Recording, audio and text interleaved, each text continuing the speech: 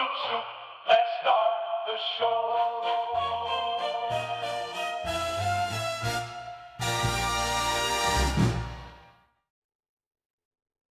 Welcome to the Neverdaily podcast.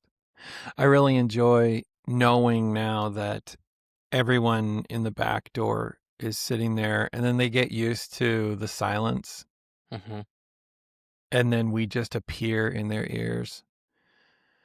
And it's per their response, quote unquote, jarring, they say. Next time I'm just going to start screaming at about 1. So like it's just full on Full blood-curdling blast. scream Soon as we come start. on. Well, you will scare away our final 12 listeners of this show, and I don't know that we want to do that, Chase. Okay. Give it a little time. Welcome to the Neverdaily podcast, episode 316. First, gotta get something very important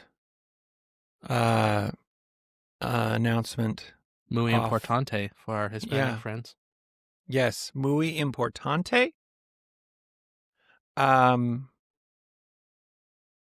Angie is in our back door. That sounds like an 80s song. Angie's in our back door. She's asking if we want more. .com, rated R. I feel like I need a fan on me and have a big, huge perm job. Yeah. That's what I feel like I need. Angie's birthday is today. Happy birthday, Angie. Happy birthday, Angie. We're not going to ask you how old you are because that would be inappropriate. Yesterday. Oh, it was yesterday. You're yesterday old? Well, but we didn't do the show on Monday. Yeah. Happy belated birthday, Angie. She said it, not me. She said how old she was. 50. I'm 50 years old. Me too.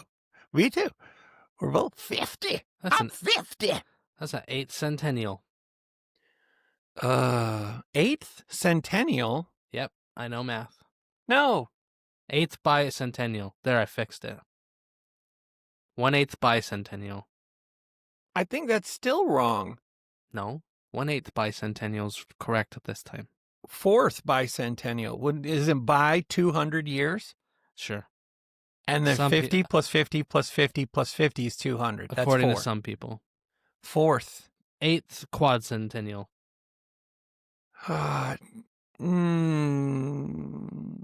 Okay, fine. I'll get it. Well, happy eventually. birthday, Angie. Hope that you got that pony that you've been wishing for. Hope it came in one box. Yeah. Instead fully of assembled. Why is this leaking? Yeah, Apex Erica says, it's okay. No one comes here for facts. That's true. It is true. Chase, if you had to pick, what is your favorite holiday? My favorite holiday. That's hard. I like me a good 4th of July. Really? Yeah. Yeah. Yeah, just I'm not a fan of the cold. So like some of the colder holidays aren't up my alley. I do like a good Halloween because it's not yet really cold depending on where you live. It's like the nice kind of cold, or in the morning it's nice and brisk. Mm-hmm. But I'm a warm weather dude, not a Yeah. cold weather guy. So I like warmer holidays. I like barbecues and being outside and getting in the sun and chilling by the lake. Yeah. DJ just said Halloween isn't a holiday. If you work for a frou-frou enough company, it is. Oh, I see what he's saying. So like a recognized holiday. Because here's what, like, Halloween is my favorite holiday. But it's weird when I really start navel gazing on why. I like all of the antisocial components of Halloween. Like I love the chilly weather. I like the trees either having changed color or given up completely. Mm-hmm. I love the smell around that time of year. And then I love the movie. I feel like it feels like the earth unlocks the Halloween movie vault. We don't need a company like Disney to do it for us. It's like you are now allowed to watch this series of movies and feel good about it. Mm-hmm. And I like that. I like all the I'm not a big party person, so I don't like the social aspect of it. When I really think about it, super hate just following kids around in the dark. Um Brings me to another thing. You never realize how much you hate the fact that they don't make mailboxes without sharp corners on them Yeah. until you come to another Halloween and you watch a kid eat it right into the back corner of a mailbox and you're like, why aren't these rounded off? But following your kid who's blindly excited but also blinded by the dark, running around in a costume that wasn't meant for running, Mm-hmm. just falling and crying and saying thank you at every door because I'm panically polite. Yeah. Say thank you. Okay, thank you. They're already gone. Sorry, they ran. Thank you very much. Thank you for your bit, oh honey, that you Yes. gave my child. Thank you. And we're not thankful for the almond joy, though. Yeah, well, there might be a slice of society that likes them. Me, I like them. Well, at least there's one of you. One of my And then also trick or treating at my own door. There's nothing that says ruining my holiday like compulsion to get up from the couch 9,000 times and then feign happiness. yeah. Luckily, I think in the 4 years we've lived where I live, we've had maybe 3 people come trick or treat our door in 4 years. So actually, it's nice where we live because nobody knows where our house is. So Apex Erica in the back door said, Sam, just put a Home Depot bucket full of candy out and call it good. That brings me to my other part, which the reason I like I'm the antisocial Halloween enjoyer because of my ridiculous overdeveloped sense of justice and plus my Ring camera, mhm. watching those little smooth brained turds that come and take giant fistfuls and then yell to their stupid criminal friends to come over and empty our bowl. You just One of I was my driving. I was gonna say one of my most vivid memories of my childhood was going out trick or treating. It was one of the first times my parents let me go, like without an adult, Yeah. and me and my cousin. Well, so it was me and my little brother, and then my cousin and his little brother. Like we're all cousins, but we're like the same age. So me and my one cousin were the same age. My little brother and the other cousin were the same age. We were walking down the street, and my one cousin goes, "I think I can jump over that fence." And he's dressed as a cowardly lion, in like a onesie looking thing Mm. that his mom made. And I was like, "You can't jump that fence." And he goes, "No, I can jump that fence." And I go, "Okay, try it, bud." So he gets a running start, runs, jumps it, and he almost made it. He Oh, almost made it. His foot catches the top of the fence, and next thing you know, he's scorpions on the ground. His candy goes everywhere, and I'm just standing there yeah. going, "I told you so. I told you so."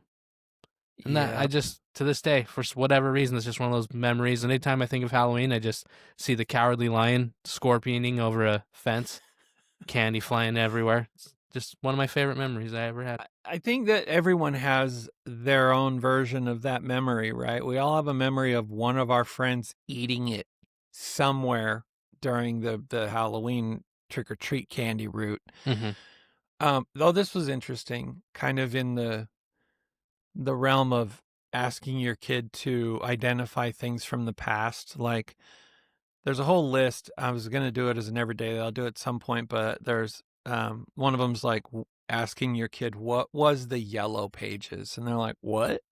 What? And they visually they can't even put it together. Like there's no descriptor. There's not enough description there to for them to even kind of cobble together what it probably was. Mm-hmm. But another one happened the other night. We were driving the car and we had the outside air on, which in our town, it's hit and miss because we got a lot of farms. Mm-hmm. But somebody was burning a field probably. And as they do, like some of the fields around here, they're just pumpkin fields, right? And then they harvest the pumpkins and all the local grocery stores and everybody get the pumpkins and gourds and all that. Well, then they'll till them under or, you've never seen a bad field fire until you try to light a bunch of pumpkin vines on fire and call it a day. So they'll kind of scrape the ground, get all that put into a pile, and they'll burn that. And we drove through an area where someone around was doing something similar to that, and it smelled like Halloween to me because. And we drove through and I was like, oh, what does that smell remind everybody of? And my kids are like, I don't know. Is our house on fire? And I was like, no, it smells like Halloween. Yeah. And my wife's like, oh, yeah, yeah, you're right. And then I realized that one, a lot of people like Christmas lights, Halloween, pumpkin carving. Not everybody does them anymore, right? It's a fading tradition. And then two, everybody's got those like electric votive candles inside of their pumpkins. No one lights actual candles anymore. So the neighborhood throughout the night and even eking into the next morning doesn't have that smell like someone burned all of the gourds on earth in an effigy somewhere in your neighborhood, you know. Yeah. So they didn't lock that olfactory scent in as a memory. And I was kind of sad about that. Yep. Kids nowadays just are missing out on stuff. They can be. They can be. How about I give you a little funny from our friends at This Is True. Okay. Gabrielle Franz had broken up with her boyfriend. An unnamed firefighter living in Volusia County, Florida. Volusia. Yeah. Volusia. Let's go with that. Let's go with Volusia. Shout out to On Patrol Live who patrols that area. Nobody cares, but I do. Okay. Thanks for that. Thanks, Corky. Franz was apparently upset that her ex had moved on and had a new girlfriend. How dare he? I know, right? Quote, Gabrielle said her mother and aunt, who live out of state, came over to visit, says the resulting report by a Volusia County Sheriff's Office deputy. During this visit, a plan hatched. After the plan was executed, the boyfriend and his new partner arrived home to find, quote, approximately 75 opened tampons in their yard, which were stained red as if they were possibly used. The couple checked their security cameras and saw they had cameras and saw a woman in the back of a pickup truck, which resembled one Franz drove, throw the debris into the yard. Another security camera in the neighborhood caught the truck's license plate number, confirming it belonged to Franz. She denied having been to the house, but when shown the security camera images, including her license plate number, she changed her story and admitted she was there. Then threw her mom and aunt under the bus by saying they came up with the idea. Detectives say Franz, who's also a firefighter, was the primary aggressor. She was arrested for stalking and suspended from her job. So the plan unraveled and she was left holding the string. Oh. All that just for that. Also, think of that crafting session at the table. You know, they're like, so, Junith, how are you? Crickle, crickle, crickle, pop, crickle, screech, screech, screech, screech, screech. You know, they're just, Everyone's got a red Sharpie, and they're just, oh, what are you? You're kidding. That happened? Oh, my gosh. Again, we're just victims, aren't we? Oppressor versus the oppressed. Crickle, crickles, pop. Did you see Dancing with the Stars last night? Just 75. That's an investment too. There's no way to offset that investment either. Gabrielle's not using her EBT for that, I'm pretty sure. Can you write that off on your taxes? No. Oh. It's a loss. It's not blood loss. But no, it's not one. Angie says Volusia. Okay, that feels right. Volusia. It's Florida. You do whatever you want there and say things however you want there. Yeah. Yeah, that's a spendy little prank. And then not well thought through. Yeah. Cameras are another one for ruining you. pranks for all generations at this point. Let's play a little bit of Luther's guestnicity with this one. Okay. I'll give you the name. Never mind. This would be inappropriate. Here we go. Thaddeus Claggett. Don't know. If I had to pick a race off the top on that one, Thaddeus Claggett. That sounds like a white dude. Yeah. It does, actually. Like an old-timey white dude. Yeah. It's I don't know why, but when I hear Thaddeus Claggett, I think of like Elmer Fudd. Somebody that old, like always wears suspenders, but always has the tool he needs in a pocket. Yeah.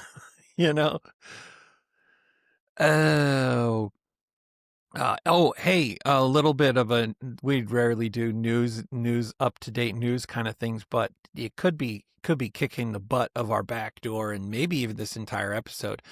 Yesterday, Amazon's Web Services, which is a cloud service that basically is the data housing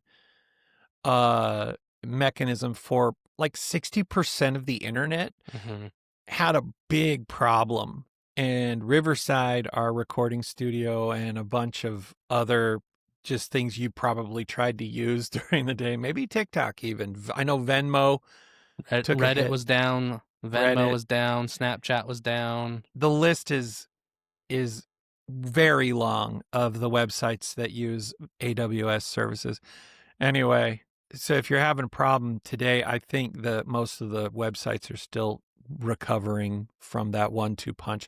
It didn't sound like it was a hack. It sounded like it was some kind of other error, which anytime they say it's some other kind of error and it's that pandemic of an issue, I question whether it was a hack. Yeah. I have like my credit card has like free monitoring stuff. Yeah. And I got a thing this morning at like 4 a.m. I just saw that's when it came in, but it was like, yeah, there was a massive data breach. So yeah, it was probably a hack that we'll find out about 6 months from now. Yeah. That's called credit transparency. Here's another one about Thaddeus Claggett. Thaddeus Claggett wants to prevent property from being treated as a person. Quote, as the computer systems improve in their capacity to act more like humans, we want to be sure we have prohibitions in our law that prohibit those systems from ever being human in their agency. In other words, in their choice. So I could see this a day coming where machines have such an element of humanity to them and seem like they have compassion and sadness and all of our emotions that we would try to be. Someone would argue, look, just because we made them doesn't mean we shouldn't take care of them or that they shouldn't have the same rights we do. So this Thaddeus Claggett is a Republican state legislator from Licking County, Ohio. So I'm still going with white guy. Yeah. He's proposed a bill to ensure that AIs can't be corporate officers, landowners, or spouses. even to other AIs. I'm behind this. I'm okay with this. And I would say that sounds so silly, but I distinctly remember an episode where, and this was early on in my podcasting career, where I was accused of blathering on about ridiculous things, where I said that there will come a time in the not too distant future where we will find a swath of people who will try to make the rest of us feel bad for not considering the emotions and rights of pedophiles, Mm-hmm. maps, right? Mm-hmm. Male, what is it?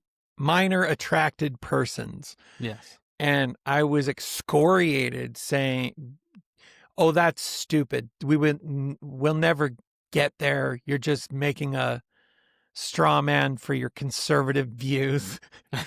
And look at us today. Do. So I could see this. So a survey of AI users, wonder how many of them were AI. A survey of AI users showed that 3% thought an artificial intelligence was a romantic partner. That's even disturbing. Yeah. That 3%, and 16% have entertained the possibility that one was sentient. That 16% are also stupid. Yeah. Because we haven't reached sentience yet. Especially, like, here's the deal. A lot of people are like, when are we going to reach AGI or sentience? So that basically the machines have basically our brains. They can reason, they can do all the things.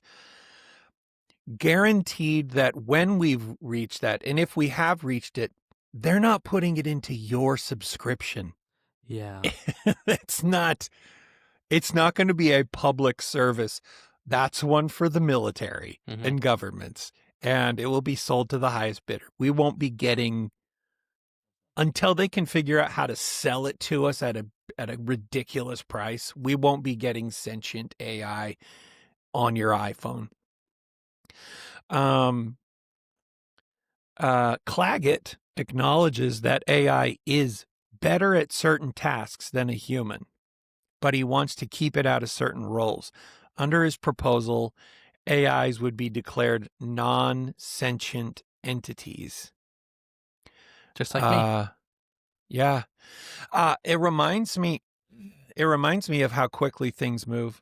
There was a Bill Maher episode not too long ago with a woman on it. And and Dennis Prager was on one. And they were talking about something. Dennis Prager's very conservative. He founded Prager University. Conservative guy. I'm not subscribed to the Prager newsletter or anything. But he said on the episode, he said, and it was just sort of an offhand comment, but it stopped the episode in its tracks. I can't remember the year. I want to say it was like 2019. And he said, he just offhandedly said, and men trying to use women's bathrooms. And it was like, and Bill Maher's like, what did you say? And the audience, they have to have one of those applause, laughter lights above. But the whole audience laughed at him and everything. And he just dead face. He's just like, no, it's happening. Yeah. What? And they're like, what are you talking about? And he's like, it's a thing, right? And they just mocked him.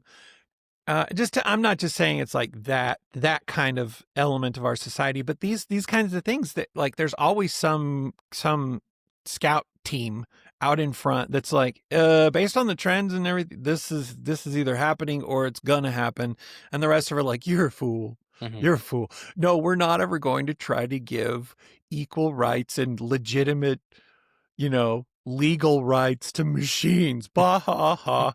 And then watch. Yeah. Watch. People are going to start well, you know what people are going to do? It is to hide things, hide assets. I could see that. Like, I think that's why it's going to start. People are like, oh, you're dumb. That's not going to be a thing. And then it's just like, yeah, but it's like, I don't own anything, but my really good buddy, Mr. AI, owns 17 properties and he's not a real person, so he can't pay taxes. And Yeah, I could see that. Okay, here's another one. And this happens not infrequently either. If a crime is committed by an individual and then they are married by strategy, they get married to someone who is aware of the crime, the spouse cannot be compelled to testify against their spouse. So imagine already I'm logging hundreds of hours, maybe thousands at this point, if you factor in all of the agentic processing that I have AI do for things. It knows a lot about me. I mean, imagine that right there from a legal standpoint, where it's like, no, I need this AI protected because it knows stuff about me. Someone could make the argument. It knows stuff about me that I would never want the rest of the world to know. What, like, is that something you should be able to get through a subpoena? Yeah. Like your iPhone, like unlocking your iPhone. We had, what was it, the dance club shooting that took place, and Apple went toe to toe with the FBI because they were like, no, we're not unlocking the phone. And then there's cases where they do, or maybe even more egregious. And this is, I think this one's a business ender, is when there was that safe company that gave up the master code for one of their safes to the FBI. And then the rest of the world is like, hang on, wait, what do you have for all of our safes that we bought from you? And you just gave it up? And to me, that's like, no one's buying that safe and again. to be clear, the government can get into your phone whenever they want to, but they can't present that evidence in court legally. Let's put it that, like, they can get into your phone whenever they want to. It's just that the way they do it makes it illegal for them to then present that in court and actually use it against you in a court of law. Yeah. So they're basically, what they're saying is, we want Apple to let us in so that we have the paper trail of how we got the information. Right. Otherwise, they can't show you how they got the information because they're performing illegal acts. And that is why there are all these cases that we hear about, and then nothing happens. DJ in the back door says Edward Snowden, 100%. Okay, so the Epstein is another one. It's so kind of in one ear and out the other, and we think we're going to get. No, you're not. You're not going to get it. You're not going to get all the information on Epstein. You're not going to get all the information on Diddy. Here's why those come to light, those cases and everything. Because there's a certain thing that we've all heard about in the process of court proceedings called discovery. And discovery unlocks massive opportunities for prosecutors. And so when you get somebody like Diddy on a charge and it sticks well enough, it greases the skids for warrants, for all kinds of stuff. And here's the thing. Yes, everybody wants Diddy to burn in hell, maybe, for what he did, let's say on that case. The courts and the powerful people behind it aren't interested in whatever silly thing we think is the most important thing about the Diddy case. What they're most concerned about and most interested in is furthering their ability to manipulate other people. So what they do is, through a process of discovery, sure, they're going to come across stuff that Diddy did, and it's going to be disgusting and everything, and maybe or maybe not, they'll be able to use that stuff. But behind the scenes, if Diddy is a bit forthcoming and admits to X person, Y person, and Z person being complicit in illegal acts, what's more powerful and what has more gas in the tank? The government or the FBI or people like that going, oh wait, what billionaire what was complicit in doing a thing? What's more powerful and more of a useful tool to them going to that billionaire and saying, haha, we're going to lock you up, or them going and saying, hey, look what we found, now we'd like you to agree to work with us in perpetuity, because the moment you stop working with us, we'll just turn this into a criminal case and you'll be gone. So what do you want to do? Yeah. And before you know it, they've got 20 names on a list. They go back to Diddy and they're like, okay, we're going to get you on prostitution. And he's like, okay, fine. You know, he's fine. He's happy. We're all mad because we're thinking this is going to unlock a bunch of, it's going to Me Too movement part 2 kind of thing. But that's it. That's not even a conspiracy theory. We've been doing that for decades. Yeah. That's why we do it. We being the government. The government goes to the tech giants, goes, hey, you're going to give us all this information we want. We want all this data, or else you're going to go to jail. And they're like, here's the data. Let me know when you need something else. Yeah, I'm getting messages from people that can't get into the back door. There's probably thousands of them. Thousands. There are 8 in here right now. Please keep trying. I've gotten messages from 18,000 people who want to be in the back door, but only 8 are currently here. Oh man, we're so popular. Oh, speaking of AI, we were talking about this before.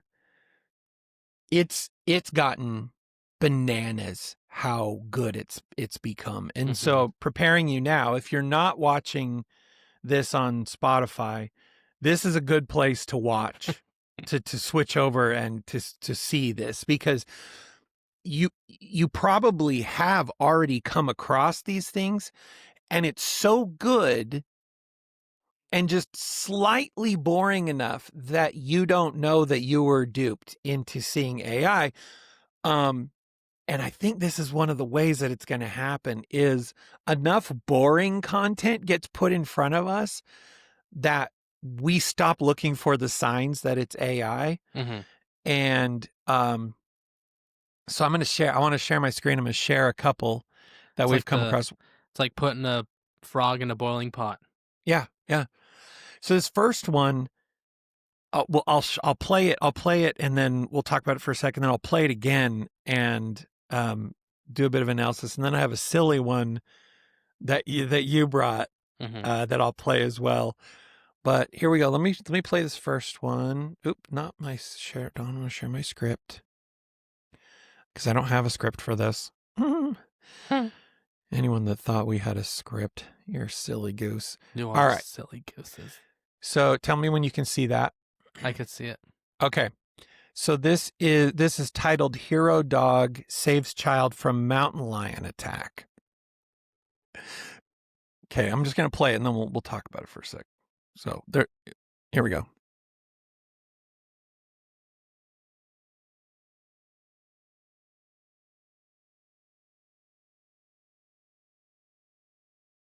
Okay, so it's not long. It's 9 seconds long, but something like this becomes wildly viral, right? And you're like, you'll send that to your friends. Now, okay, so a couple things to note here. AI, when it first started, especially video, was very photoshopped looking. It was kind of shiny, not flawed. It was either ridiculously lopsided in its ability to reenact real life, like the litmus test for AI now. One of them is Will Smith eating spaghetti. And And there's whole supercuts you can go and find of like the first AI video of Will Smith eating spaghetti and where it is now. Because the first Will Smith eating spaghetti looked like more like Sid the Sloth eating living forks. It was just not even close. And we all laughed about it because we're like, oh good, it's not that good yet. Yeah. But now with tools like Sora, you get this. And so just looking at the still frame, a couple things here. One, you can now tell it mimic the video quality of a certain device. So in this case, it's like mimic the video quality that you'd get, the low resolution video quality you'd get from a Ring camera. Yeah. And then consider this also. I'm going to play it again. And I want you to pay attention less to the video, but more of the audio. And if you're watching it, you'll see that the audio of this is one, it's low quality, like you'd get through a Ring cam. So it doesn't sound like it's just some voiceover, audio effect and a couple tracks laid on top of poor quality video. The audio is degraded as well, as you'd expect with a Ring cam. And then also sync. So the audio is in perfect sync with the made up audio. The completely fabricated audio is in perfect sync with the perfectly fabricated AI video. And we'll play it again and just watch how this symphony is put together because none of this has ever existed. This shot, the kid, the dog, the ball, the mountain lion. The other thing I want to point out real quick is you can kind of see the ball has a little bit of a shadow. Nothing else does. Yeah, the boy doesn't. Yes, so we'll cover that in a second. We're going to cover how you can still tell it's AI, but it's getting harder and harder. So let's play it again.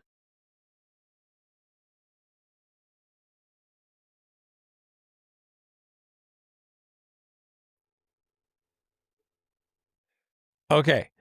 So yeah, you're right. So there are a couple ways that with this video in particular, if it were me and I wanted it to be ultra viral, I would have cut it before the mountain lion came back in the scene, because at that point, that's one way yes, Apex Erica said it. Dad isn't quite scared enough.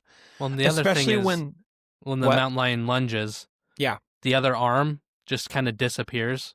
Yes. Like the way it lunged with both arms out, which it would have then grabbed the dad and tackled him to the ground. Right. But it just kind of glances off of him like he's made out of concrete. Yeah, because one of the things AI is still not good at is what I'd call like reflex to incoming. So for example, the dad, as you'd expect, as AI knows how to do, it goes and the AI was cued probably through a JSON script to say, dad appears, he's worried, fearful, grabs boy, something like that. And that's all fine and good, but then AI isn't good yet at responding to something that isn't directly interacting with the other elements. So like he turns away from the mountain lion, and then when the mountain lion comes and lunges at the dad acts like nothing's really happening. Yeah. And that's a clear sign that it's AI. So there's been a handful of these Ring camera mountain lion in particular, Ring camera mountain lion child dog or cat kind of hero dog, hero cat kind of AI. But the indicators of what makes it AI are becoming harder and harder. Now you mentioned the ball has a shadow. The child, here's the thing, it's an overcast day, so any shadows are going to be diffused. So it's still actually accurate. But another thing that AI can't do well, there's another video that's similar to this one where the mountain lion lunges at the child, a cat scares it off, and for a couple steps, its paws go into loose dirt, like the planter area, and none of the dirt is disturbed. So that's but the signs that it's AI anymore are getting so hard to figure, and it'll figure that stuff out too. It's just, it'll take another pass and be like, okay, what environmental elements here were disturbed by the actions of the things that I've created? And it'll do a pass and and create that. I'm going to play it one more time just so you can kind of see what I mean. So one thing in particular, when the mountain lion lunges and then goes back, none of the planter plants are disturbed at all. Like they don't move in the wind of the commotion or anything. Here we go.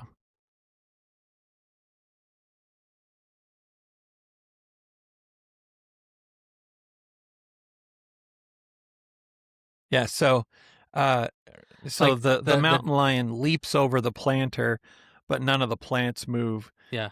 Because AI hasn't quite figured And- all and- of that stuff And the dad out. does react after the face of the mountain lion hits him in the face. Yeah. But yeah, there's no like bracing. Like in real life, you would brace for impact, right? Yes. He would have turned the kid away, or even he would have turned or something. He wouldn't just let its face come bite at his face. Right. Well, okay. So you put yourself in those moments. You'd grab your kid, and then you've got one of two things you're probably going to do. You're either locked eyes with the mountain lion and you're walking backward into the house to make sure that the mountain lion isn't going to come right in your front door, or you're going to ignore everything and bolt into the house. He grabs the kid and turns around, and AI's like, okay, so he saved the kid. So its story kind of ends, and it's like, now the kid is safe. And so it doesn't remind the man to like continue to act protective. It's just like, everything's okay now. And then the mountain lion comes back. Yeah. So like you can't really fight those reflexes of when something's coming at you. Your body reacts before you even think about reacting. Yeah. Another one, which it's getting better at, but when AI tries to show two people fighting, they'll be like sitting at a table, and then all of a sudden it goes 0 to 100, and then they're swinging at each other, and then they'll stop, and they both just kind of calm down for a second, and then they swing at each other again. And also the effects of a fight or injury or anything, those haven't been completely fleshed out, no pun intended, yet, where like if a mountain lion scratched you, that there would be a wound on your face after that. Like AI hasn't kind of figured those secondary results out. Okay, and then this one you sent to me, we were talking about AI before, and you're like, have you seen the new Shark Tank AIs? And I hadn't, and I thought it was worth showing. They're not as good as the Stephen Hawking AIs. Have you seen those? No. Where they have Stephen Hawking in his wheelchair participating in extreme sports, like half pipe, half pipe skiing, half pipe, like the great big huge half pipes. Yeah, those are funny too. They're getting so good. Okay, so this one, I kind of don't want to give it away, but I'm gonna have to. It's titled Top 5 Shark Tank. Does there a description? Top 5 Sora AI shark moments. Yeah, Sora AI shark moments. However, all of them are kids with Down syndrome presenting inventions to the Shark Tank people, but the whole thing is played out perfectly. Like so here we go. Okay, here we go. Oh, I can't hear it. I can't hear it. He can't hear me.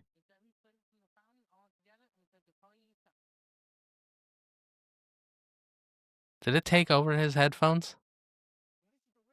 He can't hear me. Oh, farts. So he learned something when he plays YouTube videos.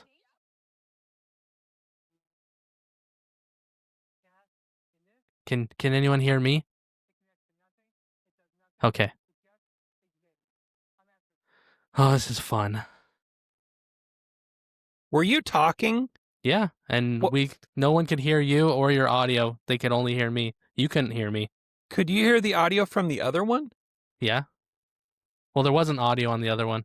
No, there was. Oh, I didn't hear audio then. Okay, so you didn't hear any audio. No. So that's weird. Okay, so when we tried the audio test, so you probably are all like, you're an idiot, because I was like, watch how the audio is synced up with the last video, and you're like, yeah, no, nothing play. Okay, so when we did our audio test before the podcast, you could hear it. Yeah. and now you can't hear anything. Yep. That's great. Gosh dang it. Thanks, Riverside. You know what we're going to do? We'll redo this. We're going to bring them. I'll bring the videos back in Okay. as attachments. I think I can do that while we're still You're going to going. have to mute my track then when you do it. Well, no. Oh, not in the I'll edit? I'm not going to edit the show because if you watch it, you can watch what we're talking about, and then we will move into another portion, which is Sam fixed the audio without an edit, because we don't edit the Neverdaily. I'm not going to edit the true. Neverdaily. That costs money. I'm not going to. So while you're telling your thing, Okay. I'll pretend I'm listening and I'll respond to your questions, but I'll also be grabbing the videos for this to show, because one of my things that I brought is a video, and that's why I did the audio test with you before was, can you hear this? Because if you couldn't, then I was going to have to. Anyway, enough explanation. Chase. That's me. What did you bring today? I brought a bunch of incidents that we still can't explain, at least according to the internet. Okay. So you know how sometimes weird stuff happens and we all just kind of like make up a story about it to try to explain it because we don't know what really happened? Have you ever had those experiences? Yeah, basically all the stuff we were talking about before, where somebody says this is happening, and we're all like, no, it's not. Yeah. It's not It's happening. like, no, it's not. So, Okay. like, sometimes we need an explanation so bad that we'll be willing to accept whatever sounds halfway reasonable. And so I brought some of those stories today. Okay. So, in Scotland, there is a humming sound. And I think we've talked about hums before, but this one is in the outer Hebrides, or Hebrides, however you want to pronounce it. It's a bunch of islands off of Scotland, and people have been living there for over 4,000 years. So quite a long time people have been living there. Okay. And so today, about 28,000 people live on these islands, and it's a literally stretch for about 130 miles. Beautiful place, except for some people, there's this hum that just won't go away. It's a low frequency humming sound, and it's apparently driving a lot of people crazy. There's about 200 people on the Isle of Lewis that keep hearing this thing called the Hebridean Hum, and they can't, like, it affects like their sleep. It's so loud. Like, they have a hard time falling asleep to it. And so, like, you're going to bed and there's just this constant hum.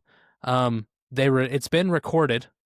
Like, it's not like it's just in people's heads. It's a 50 hertz, which is really low, but they've actually like recorded this as being real. It's not just, mass hysteria or mass hallucination. But it's apparently louder on the East Coast.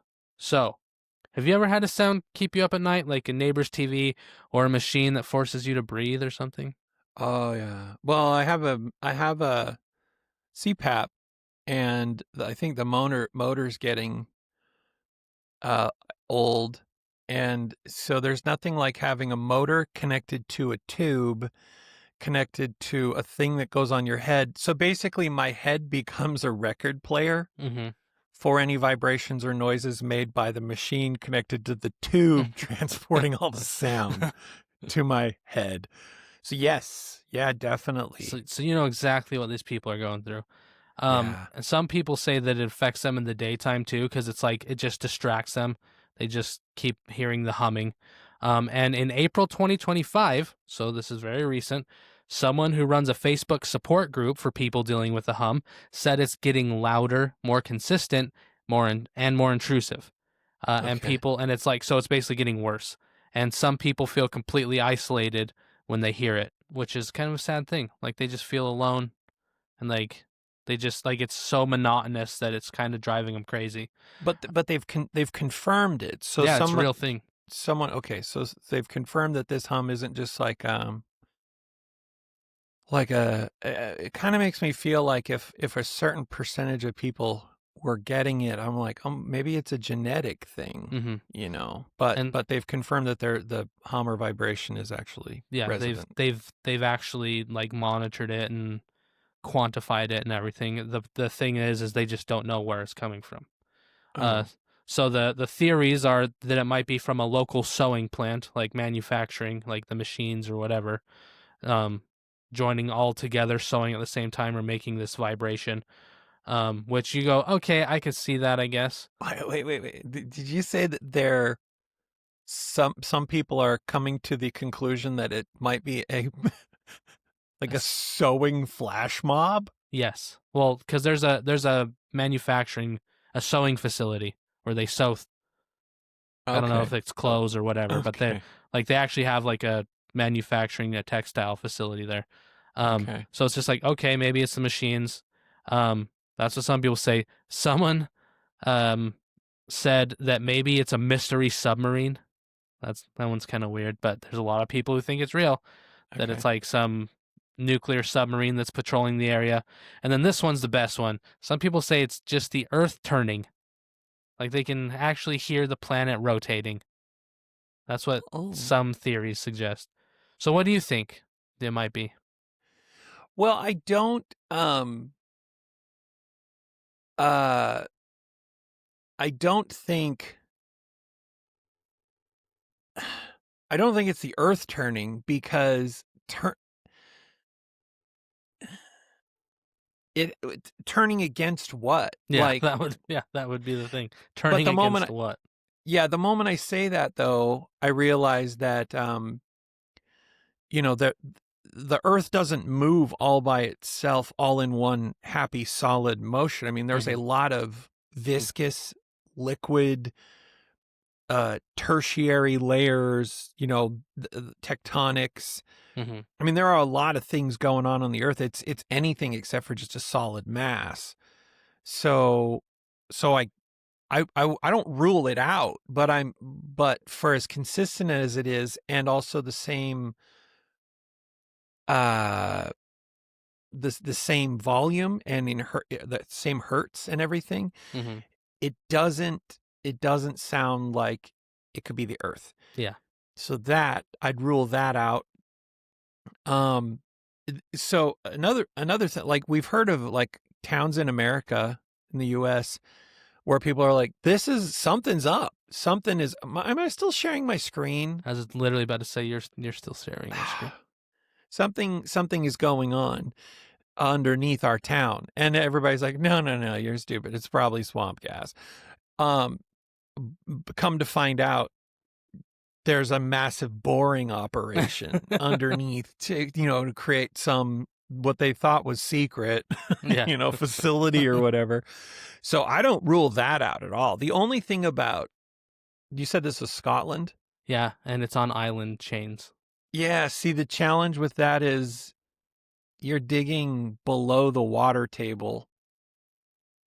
I mean, they Mm-hmm. did it though. They did the channel, Yeah, they did the channel. so it's possible, But but why it's would just, you spend all that time and effort and money to connect a random bunch of island chains? why is there now the report that trillions were spent to create a whole underground city and network of facilities for civilization to live underground? And then we're like, who's supposed to live there? And they're like, oh, the rich people are going to live there. And it sounds like a Ray Bradbury book, but it sounds like it might be true. But why'd So, you do that in islands? The ocean could just mess it all up in a heartbeat. well, it's so far underground, like the channel. I mean, it's not affected by the water above it. So you're going far enough down into the substrata of the earth that, you know, it's predictable. Hmm. I don't know. It's That's weird. predictable for I don't really now. know. So in Also, the next one. Scotland doesn't really hit me as like a superpower of engineering, Mm-hmm.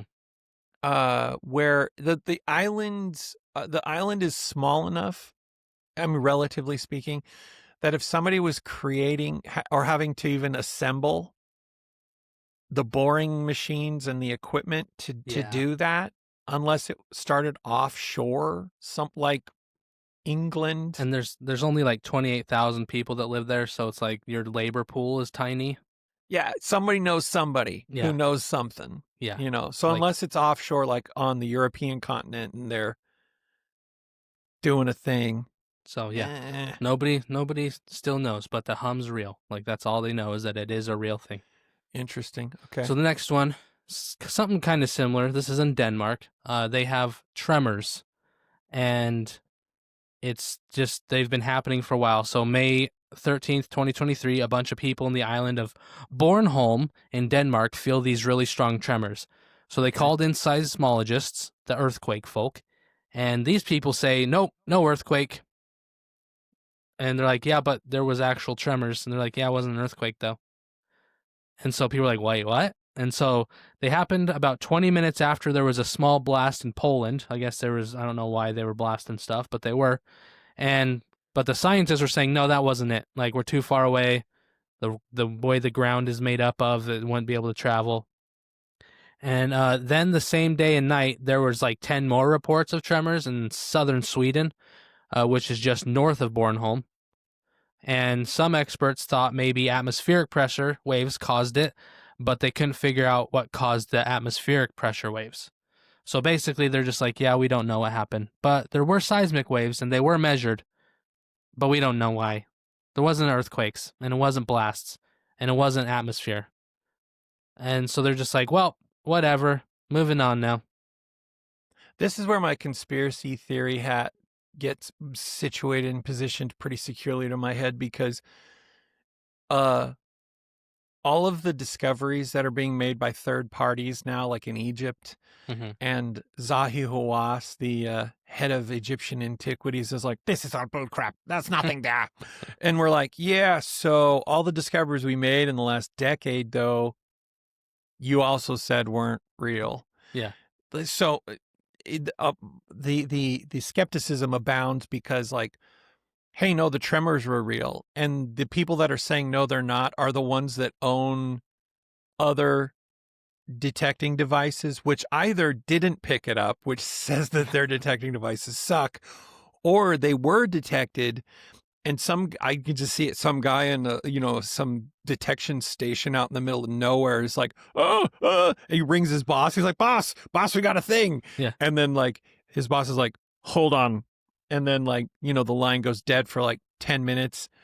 And then he gets a call back and his boss is like, get rid of the record. Like I kind of feel like it goes right along with what I've said before, where like the people that hide stuff from us are your freaking neighbor. Yeah. They just work there, so they're like, well, Sam can't know. Why can't I know? Because we either don't have a good explanation, or we've been told to hide it from you. It's like when people who work at like restaurants, like fast food places, will only give you like 2 sauces, and you're just like, why do you care? Like, is this coming out of your paycheck? No, it's not. You're going to get paid the exact same amount of money, whether you give me 10 sauces or just 1 sauce. Like, why do you care? Or the protocol has been set up so they're just mindlessly, for example, Red Robin, unlimited fries. They just never talk to you, your whole meal experience. 1, they don't talk to you. 2, they come out in sacrament cup size containers. But they're unlimited, but you're going to feel like a douche after the 3rd request for, could you send me 8 more fries? And so they figured that out, and then they're like, and then the workers, they don't have anything to do about it, because they're like, this is the thing that they gave us to put fries in. I can't, this is the thing. Yeah. Like, I'll get fired if they just see that I start bringing you plates full of fries, and because this is the way they told me to do things. Yeah. All right, we're gonna move on to some missing peoples. Okay. So this happens to do with the Bermuda Triangle, which apparently I've never heard of it. Things go missing there all the time. Yeah, they do. It's not like there's 100,000 TV shows or movies about it and books and stuff. Not at all. So this one is actually in 2020, 2021, around New Year's. So that's why we're in 2 different years. There was this boat, a blue and white 29-foot Mako Cuddy cabin. It left Bimini heading toward Lake Worth Beach, Florida, and there were 20 people on board. The boat was reported missing on January 1st, 2021, and everyone thinks something went wrong in the Bermuda Triangle area. So, the Coast Guard launches a search immediately. They cover more than 17,000 square miles in 84 hours. Like, that's a lot of ocean. They find nothing, not a single clue about what happened to the boat. When they call off the search, they basically just shrugged and said, we can't find anything. And the weird part is, and the Bermuda Triangle isn't the weird part. They never released the names of the people on the boat. They just said there were 20 passengers. That's it. No names, no other information, nothing. Like, does that seem kind of weird to you? Yeah. Like, they're just like, no, it's just 20 people. What was one of their names? Person number 1. That was it. 6 months later, we'll fast forward, June 24th, 2021. A fisherman near Turks and Caicos spots a boat just drifting in the water. Called the police, and when they towed it to shore, they found, guess how many dead people on board? Same number. 20 dead people on board. And did they all have the same names as the missing people? Well, we don't know. Nobody knows the names. Oh. The police said there was no foul play, said the boat wasn't local and wasn't supposed to be anywhere near the Turks and Caicos, and again, no names were released. So as of May 2025, still no official explanation for the incident at all. Nobody knows the names. It's just a boat, 20 people, goes missing. A boat, 20 people gets found, they're all dead. That's all. That's the only information. That's it. Like that sounds kind of weird, huh? Well, also, like, again, that's the frustrate. Like, my neighbor's keeping data from me. Like, that many people went missing, and then you found that many number of people dead, but no one's connecting the dots. Yeah, they're just like, whatever, shit happens. So we're gonna touch on some AI because you talked about AI. Did you ever hear about the NVIDIA robot that went crazy in China? Can I bring up one thing really quick that's always bothered me? The name, the place, the Turks and Caicos. Why it's called Turks and Caicos? I don't like that. I'm like, why don't you just have one name? Why is it? Why is it Turks and Caicos? Because you need 2 names. 2 is better than 1, right? Oh, I Googled it. Turks likely refers to the native Turk's head cactus, a type of cactus with a red top structure resembling a fez, and Caicos is derived from the indigenous Lucayan word Kaya Hiko, meaning string of islands. But again, pick one. Yeah. Why isn't it called the Turk's Head Cactus Islands? Cactus and island. Or the Turk's Cactus Islands or the Caicos Islands. Yeah. Because Caicos is derived from Kaya Hiko, meaning string of islands. So call it Caicos. Nobody's taken that one yet. Yeah. Just simplify it. Make everyone else's life easier. And Ibiza. It's Ibiza. Why do you call it Ibiza? Yeah. Stop that. Because some people have a thrust. It really seems like it's sort of like, the Hawaiian wave where it's just the thumb and the pinky. Do you know why though? Do you know what happened? Because the king got his hand cut off, so he waves like that. No, it was some pineapple field worker got his hand stuck in a machine, and he worked at the railroad company, and one of the things they had to do is wave at people to say like the track's clear, and so that's how he would wave, is he didn't have his 3 fingers. And so then he was like a super nice, cool dude.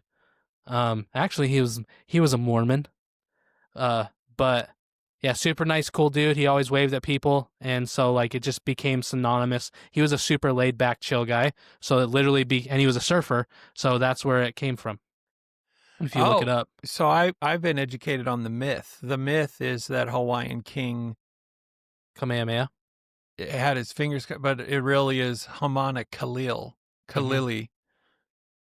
This man, a respected elder in the community of La'i in the early 20th century, lost his middle 3 fingers in a sugar mill accident. Yep. His habit of waving with his remaining thumb and pinky is believed to be the origin of the shaka gesture. Look at us. We're learning stuff every day. There's your little bit of Mormon history for you. Aw. So now we're talking about AI. So, there's AI robots coming out, right? And they're supposed to like lift boxes, and some people are like, oh, you can have it for your house, and they can do chores and stuff and take out your garbage. And so there's CCTV footage from a factory in China, and supposedly it's real. 2 workers are trying to activate a humanoid AI robot that's hanging on a small crane, and suddenly the robot just starts flailing its arms around and it looks like it's trying to attack the workers, but its arms are just like windmilling all over the place, knocks over a computer. The two guys are struggling to get it under control, and finally one of them sneaks around behind it and pulls the stand back, like basically pulls the plug on the that is powering it. Nobody knows what caused it to do that. The video is supposedly, I haven't seen it, it's kind of creepy to watch. Nvidia is the company who was building it. They tried to play it down. They said robots are supposed to work alongside humans to produce productivity and blah blah blah, like lawyer speak. And they're just like, it was just some random issue, and it read its code wrong and freaked out and had a illogical response. And so that just goes, well, what happened? Like, what's keeping it from having an illogical response down the road? Yeah.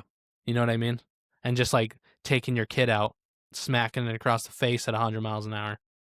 Yeah, like I think it begs more of an explanation. It's like its balance system was sending the wrong codes because those robots, they use their arms and legs and their hips and all the stuff to balance. Mm-hmm. So it's like, tell us why. Like, what did its inner ear stop working basically, and so it was trying to gain balance, or is this a defense code mode that we're not aware of? They literally called it a misinterpretation. Mm-hmm. So it misinterpreted the incoming data. So it's just like that could happen at any time. So that's fun. You know what that reminds me of? It reminds me of a new security measure that is being deployed in a lot of places in Africa. I say a lot of places. I don't know how many, but it's a remote gun turret that you can, like, it's like a Ring camera but deadly. Well, not really, because it's like a Ring camera, and it's a rifle barrel that you can operate remotely through like a phone, and it shoots these hard plastic like balls, not BBs. These are marbles. They're big, but to offset like the theft, like nightly theft that some places have. So the turret just like it just, so it's not killing anybody, but it's just supposed to, it's a deterrent, right? Deter theft. Yeah. There's also, and I think this got shut down. I think it did get shut down, but there was a hunting outfitter in the flyover states who had a remote gun turret, like a real gun turret set up in like a deer blind in a location, and then they would bait, as they do, whitetail hunters bait in, or they'll put up a deer blind in an apple orchard and just stare down one of the lanes until they see a whitetail come. To me, I don't know, Western big mountain hunting, I can't really imagine that, but deer blind hunting and like tree stand hunting, very common, especially in the flyovers and the South. We have it here too, but anyway. But this was a gun turret. and the deer that they had on their property were like Frankenstein deer because of like interbreeding and everything. Their horns, their racks were bananas. They had like more tines, more points. No, the atypical. Oh yeah, these were like beyond atypical. These were like freaks. You'd shoot one, it's like a 21 point deer. You're like, what? So anyway, they had this service where you could pay, and then you had your window of time where you'd sit virtually, like on your computer, on the gun turret, and if you fielded, if you killed an animal during that time, if you harvested an animal, they would just process it and ship it to you. Big money, because these are ridiculous deer, right? And so it was really, but I believe it got shut down because it's like the guy who got in trouble for posting the YouTube video of strapping a Glock to his drone. Oh yeah, that would be, and it was working. Weird. Like he was shooting stuff with it, flying around and shooting stuff on his property with it. Did you see Glock made the headlines this last week? What did they do? It's a two-parter, and it really it lit the world on fire. Both gun advocates and gun bandvocates, Mhm. because Glock announced that they were discontinuing all of their gun models except for the 43, 43X, and like another one. And the three that they're discontinuing are all the three that they're not discontinuing are light. They're like small concealed carry. Like 43 is it's a Yeah. subcompact, but that they were discontinuing the rest of them. And that's half the story, but half the world ran with that story like, this is a victory. They're discontinuing like all their big guns and their scary stuff. And then the other half of the community is like, what are they doing? Why are they? They're doing it because they're discontinuing all of their lines to bring in a new form factor, which Glock is very slow to do. Mhm. As anyone that knows Glock, they're very slow to. But anyway, it was kind of interesting. It was fun to see the original story, the original white paper that was, or the press release that was released, and then watch the news spin it. So you had like all these gun lovers and everything freaking out, like Glock was going under, and then you had all these people like gun rights advocates and everybody, hands in the air, thinking that they've shut down Glock. Yeah. And they're getting rid of it. It's like them getting rid of the Ford Probe to bring in another model of car. They're just done doing the Ford Probe, Yeah. So that's all it was. But So I they're thought it was just funny. because what were they up to? Gen 5. Oh yeah, Gen 5 on all their standard So now Glock they're numbers just models. doing a new model. Yeah, and it's Glock, so they're going to come out with a new model, and for 99% of people are going to be like, that looks like the old ones. Yeah. It's the Glocks don't change. That's For a one of the second, things. I thought they're going back to just what did they start out? Artificial insemination devices. I'm pretty sure that's what they started out making too. Did they really? Yeah, I'm pretty sure they They started went out from as baby making to gun making. yeah. Don't quote me on that, but I'm pretty sure that was actually a thing. All right, Interesting. Okay. next thing, Sorry. sky trumpets. If you've Oh spent yeah. any time on social media, you've probably seen videos of these people, of these not people, sounds people call skyquakes or sky trumpets. Some of them sound like out of a horror movie, others sound like a loud bang, like artillery going off or a horn. And they're pretty creepy. Have you ever heard a skyquake? I haven't heard one. I've heard about them though. I have heard skyquakes. You IRL. Yeah. Wow. Out in the desert, just chilling, and all of a sudden, like perfectly sunny day, right? Sounded like 10 times louder than the largest thunderclap I've ever heard. Like not a cloud in the sky, no lightning, like just blue skies as far as you can see, and just like the ground, like I could feel it, in my chest. You know what I mean? Like Yeah. almost like a really loud bass noise. Have you ever been to a concert and you're standing right next to the speakers, that the vibration you get in your chest? So Like I yours felt was a that. thunderclap, like a Like it was like it intense- sounded like a big explosion followed by a big like it was an echo, if that makes sense. Okay. But it was like really low. It wasn't like it was just like and it just Interesting. reverberated. And I don't know, like I looked because where it is it's with only a couple 100 miles from Nellis Air Force Base. And so like that area it's the desert, so it gets flyovers all the time. So like Nellis Air Force would usually run a circle. They'd send like some of their jets out. They'd go over southern Utah and then just circle back into Nevada, right? And like we were a flyover, we'd see jets all the time. Yeah. And so I was like, oh, maybe it was a sonic boom. So I'm looking in the sky, and like they would have had to have been so high up to where I couldn't even see them. Yeah. Like in order for that, but still, that's a long way for the sound to travel if they're that high up in the air. Yeah. So like super creepy. Like it's just like all of a sudden just and there's nothing. Huh. Like no matter where I looked, there was nothing. So I was just like, I'm just gonna pretend like that didn't happen and keep going. And I've heard about 2 or 3 of them.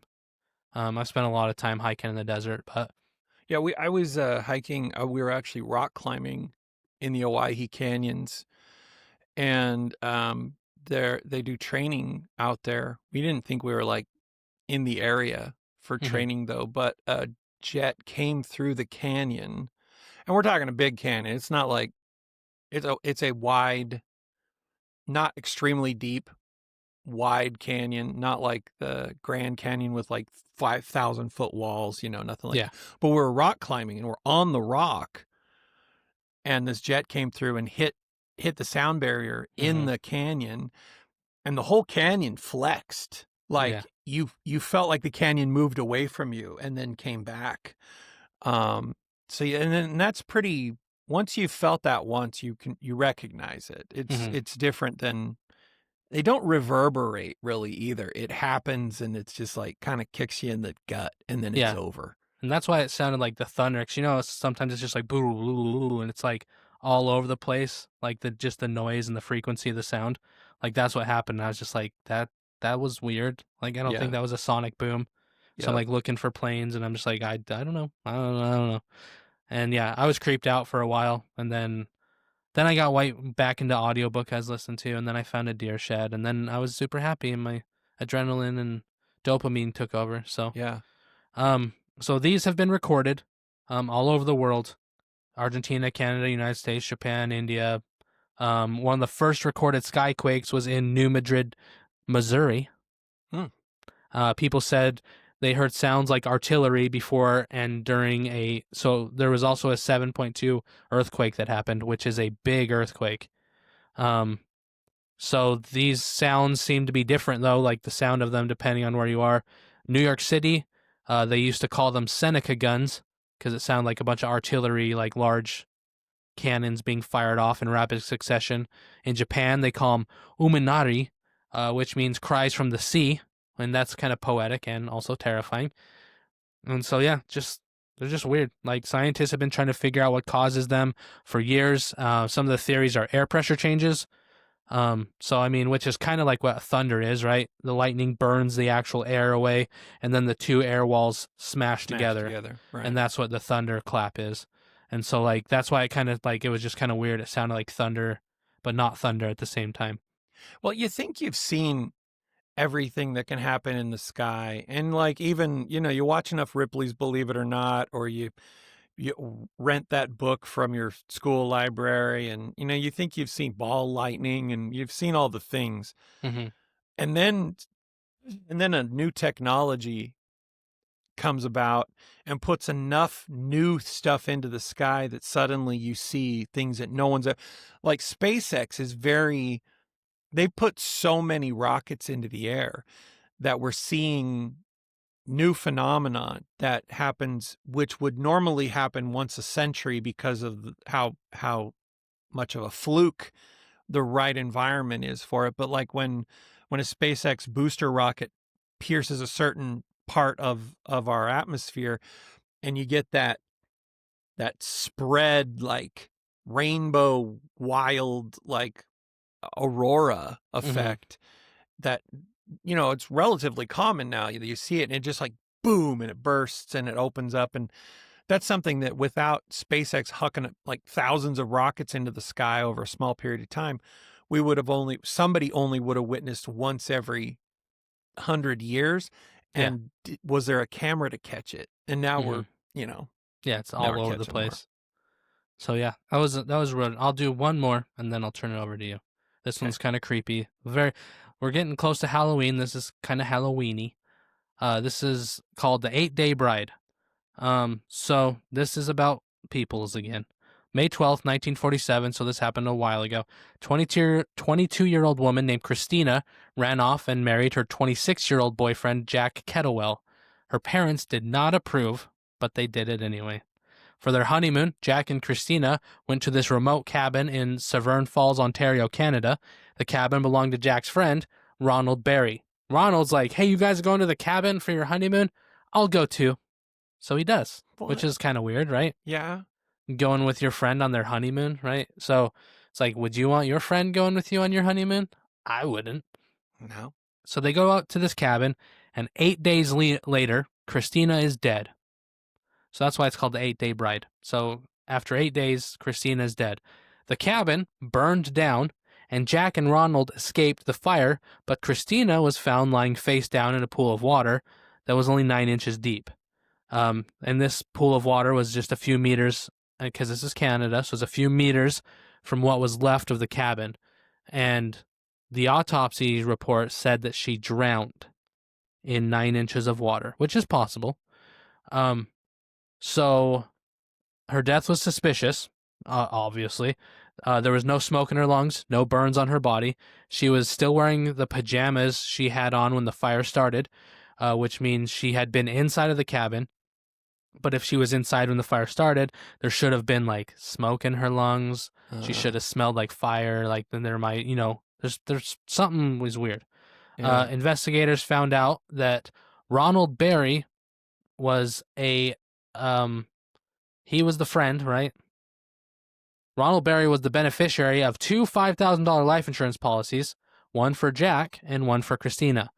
And these policies had double indemnity, which meant if they died in an accident, Ronald would get twice the amount, so he could make 20 grand if both of them died, and this is 1947, 20 grand.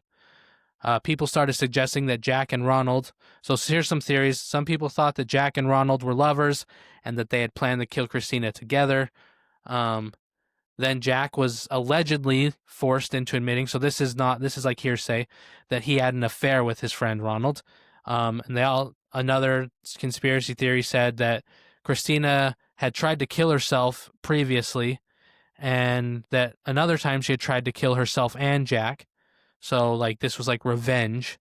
There were even which she had actually tried to commit suicide before because she had left suicide notes, but she never actually went through with it.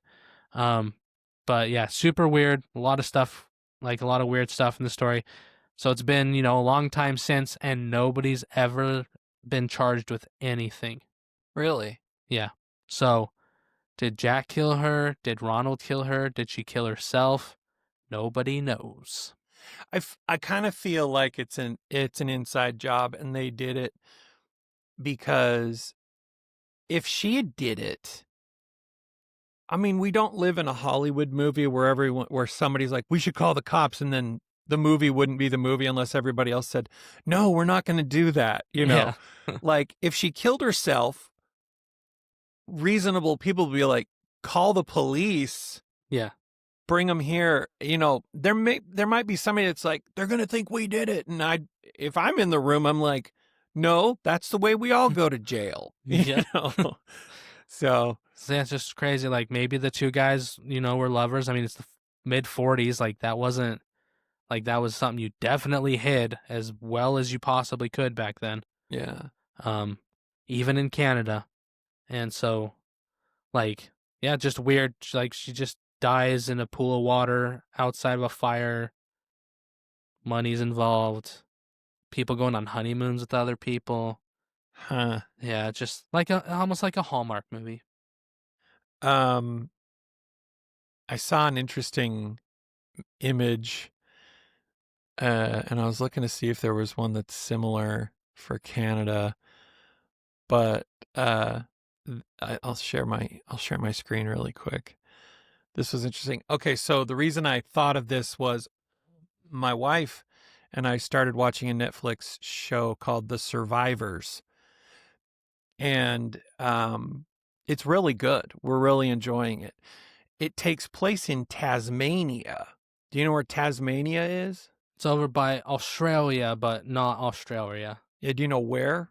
Like, isn't it north? South. South. It's wild because it's a pretty big place. I mean, not relative to Australia, but Tasmania is just south of. Has the dude from Rings of Power who plays Sauron. Yeah. Yes. So the Survivor's worth watching if you're looking for a new TV series to binge. It's not really long. There's only so many episodes. It's a limited TV series, but it takes place in Tasmania, which is fun. Also, it's Australian. I love the accents, and in my opinion, swearing in Australian isn't really swearing. That's like how I feel about Trailer Park Boys. Yeah, It's like they're not even swearing. That's just how they talk. exactly. So, but I've often thought, and every once in a while, I'll hear somebody in Canada. They'll kind of say the same thing. I'll be like, so what? Something political will happen, and they'll be like, yeah, but where I live, the province I live is like, it's like Idaho, and I'm like, oh, really? Okay. Or so they reference the provinces or the segments, the sections of their country, and like what it would be relative to in the U.S. because for some reason the US is very well known. Like our coasts are very, very red. No, they're very blue. So blue. Sorry, people were talking about this. What's happening? I'm just showing people. They said for green tea that looks pretty brown, and I said, oh, it's not. It's Arnold Palmer. Okay. So now you know what tea Chase is drinking. Mm-hmm. But so we know our coasts are basically Democrats. Yeah. And then the inside's all not Democrat with little tiny dots, right? So I came across this map which shows Australia as if it were broken down by what we might know in the U.S. It's kind of fun. To the west, you've got Texas, but Fremantle is Austin, and Broome is that town from Friday Night Lights.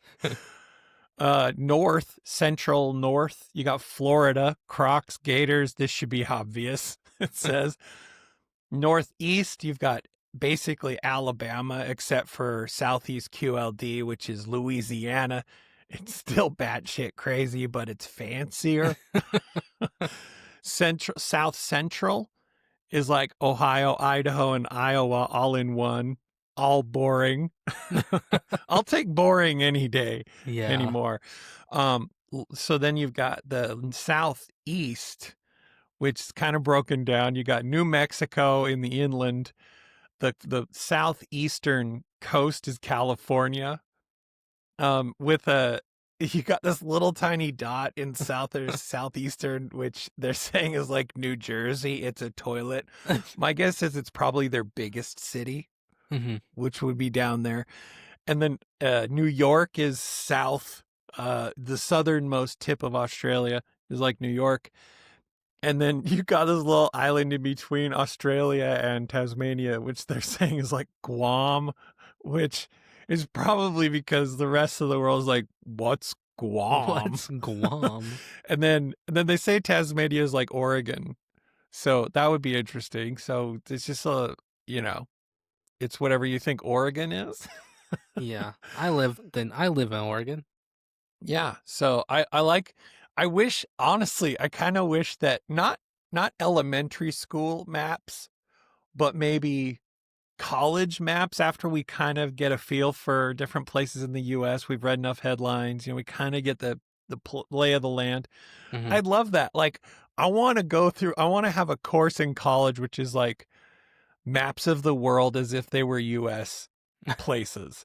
I'd love to know India for that way, in that way, or like break down Iran for me, in that kind of a sense. All right, circling back to our AI videos, I've dredged them from the internet, and I thought I'd play them. So now you can hear the audio, and you can see you'll have the full experience. So without further ado, don't want to belabor it. Here is Dog Saves Boy. Let me make sure it's live. Okay, here we go.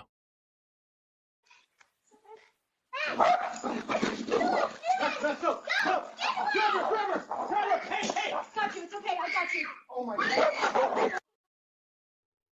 Okay. Also, the dude's voice turned into a woman's voice for. I think there was. See, in that I've listened to it a couple Matthew, times. you're okay. I've got you. Okay, let's listen to it again.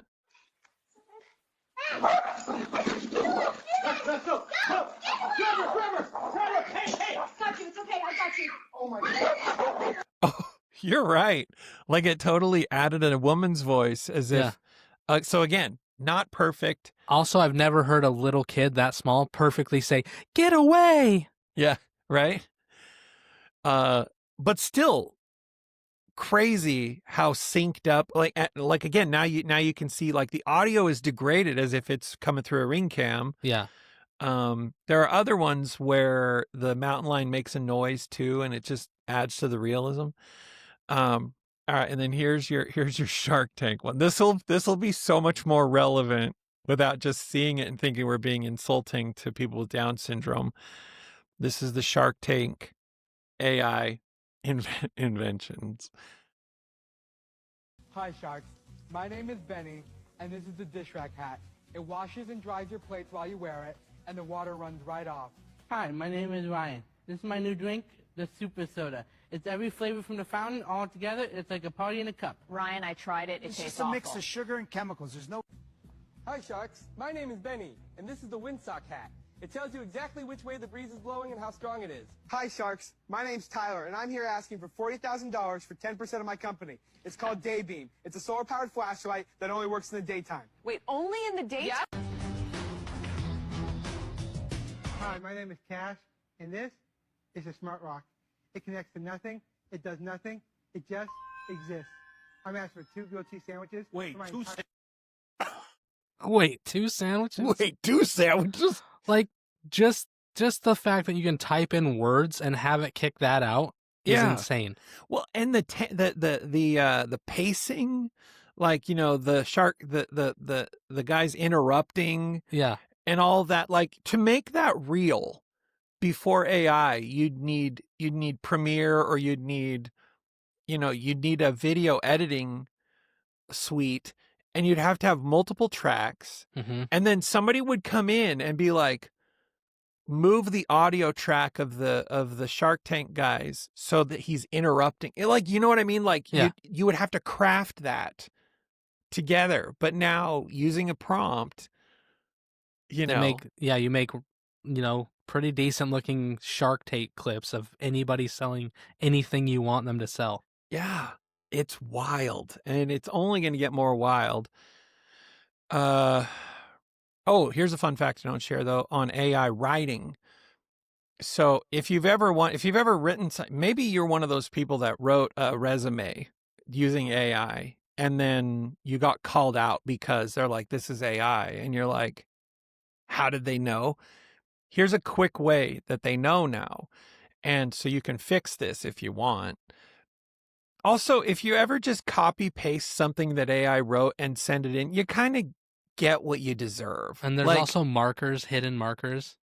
yeah, that's what I was going to say. So now one of the main detection methods is where when we hit the carriage return or the space bar on, carriage return or the space bar on your keyboard, it produces visually, it produces the same thing that AI is doing, but it doesn't have a space bar or the carriage return. So it uses code, Unicode, Mhm. to create a space. And so all an AI detector has to do is look for those spaces. If your thing is full of in between every word, instead of the space bar Unicode, it's this other Unicode, they know it's AI. They don't even have to read it. They're like, yeah, no, this is AI. So that if you want, there are AI There are there are AIs who will AIs now scrub to it. write it, and then there's AIs that'll scrub it. Yeah. You can also tell some of the more modern AIs to not use those, and it'll do it. Or you should do what every human does and read what it wrote and revise what it wrote.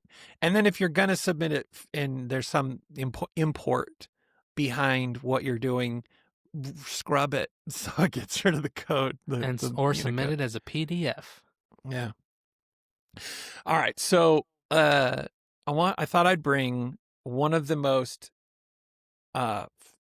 aggravating, embarrassing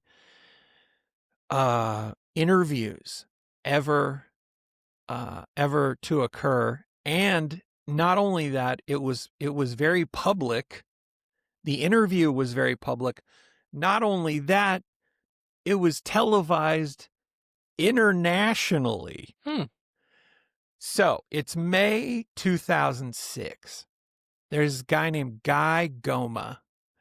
He's a business graduate from the Congo. He walks into the BBC headquarters for what he thinks will be a pretty standard job interview, something in the IT headquarters at BBC. Okay. He got his best shirt on. He's a little nervous, as you would be, right? Mhm. But he's ready to impress with his computer skills. Maybe HR, maybe payroll, who knows? But certainly what he's going in for is nothing involves actual like live TV. Meanwhile, the BBC is preparing an interview on their rolling news program. And by the way, just so you know how this works, because some of you may know that I was interviewed by NBC Mhm. for the 911 Calls podcast back in the day. And I was on one of these rolling news programs where what they do is you log on to their virtual studio and you sit there, and then suddenly there's a voice in your ear because you wear headphones. A voice in your ear is like, all right, Sam, thanks for being here. Okay, so we've got 3 minutes and 27 seconds until you'll be on the air. Right now they're just finishing up a news segment. They'll be doing the weather, and then it'll cut to you. Okay. And then you're like, is that it? That's the cue. How do I know when it's live? And that's the last thing you hear from these turn and burn news places. That person may come back in and be like, okay, Sam, you're going to be on in 5, 4, 3, 2, and then boop, you're on. So there's like not a lot. And they're herding these things in. I mean, these things are well-oiled machines. So they're preparing their rolling news program about the legal battle between Apple Corp and Apple Computers. The kind of story that needs a tech expert on it, right? So they're expecting to chat with Guy, a well-known technology journalist. So here's where things get sitcom level weird on this. So a production assistant, possibly in a hurry, as the guy in my ear was definitely, they don't have time to coddle you just because you're nervous, right? So he goes to the guest lounge and asks for Guy, and sitting there, ever hopeful, is Guy. He's whisked away, no time for questioning. He's just he follows the orders, probably thinking, wow, this is the fanciest job interview ever. So the next thing Guy knows, he's in front of a camera. They put him in makeup. They put an earpiece in him, and the presenter is introducing him on live television as a tech expert. The news anchor asks what he thinks about the copyright battle between the two Apples. And that's when Guy's eyes go wide. His eyebrows hit the ceiling, and this realization dawns. This was not the IT job interview he'd been preparing for. But here's the best part. He doesn't run for the exit. He doesn't drop the mic or faint or anything. He tries to answer the questions. He gamely offers his thoughts on the music industry and digital downloads. He's clearly winging it, but with this charm and honesty that quickly wins over all the viewers. So he's got this bewildered expression on his face, but it became an instant meme right then and there. So the BBC, for their part, realized their mix-up live on air, but not before Guy Goma had quite literally become an accidental expert. All the while, the real Guy Cuny was waiting nearby and wondering why he hadn't been called in for this spot. So although Guy Goma didn't get the IT job that day, he became a viral legend and a hilarious reminder that sometimes just showing up for these things is half the battle, and the other half is staying cool while life hands you a microphone and the world is watching. In my case, for Guy, it was being asked questions that are way outside of his league. For me on the 911 show, as the operator, it was getting the NBC host to say happy ending like 3 times on the air. I was never asked back, but it was a victory in my mind. So I've got a little clip of Guy Goma during this interview, so you don't just have to take my word for it. So check this out. This is Guy Goma in the moment when this whole thing took place. So check this out. Here we go.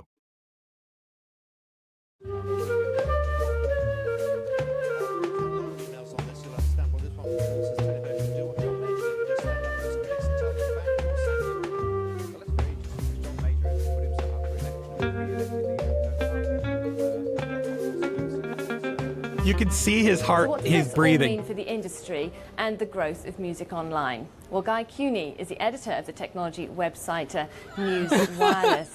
Hello, good morning to you. Good morning. Were you surprised by this verdict today? I'm very surprised to see this verdict to come on me, because I was not expecting that. When I came, they told me something else, and I'm coming. You got an interview there, so it's a big surprise anyway. A big surprise. Exactly. Yes, yeah. With regards to the cost that's involved, do you think now more people will be downloading online? Actually, if you can go everywhere, you're gonna see a lot of people downloading to the internet and the website everything they want. But I think it's much better for the development and to improve people what they want and to get on the easy way and so fast the things they're looking for. This does really seem to be the way the music industry is progressing now, that people want to go onto the website and download music. Exactly. You can go everywhere on the cyber cafe and you can check. You can go easy. It's going to be very easy way for everyone to get something to the internet. Thank you, Cuny. Thanks very much indeed. I think we can now also speak to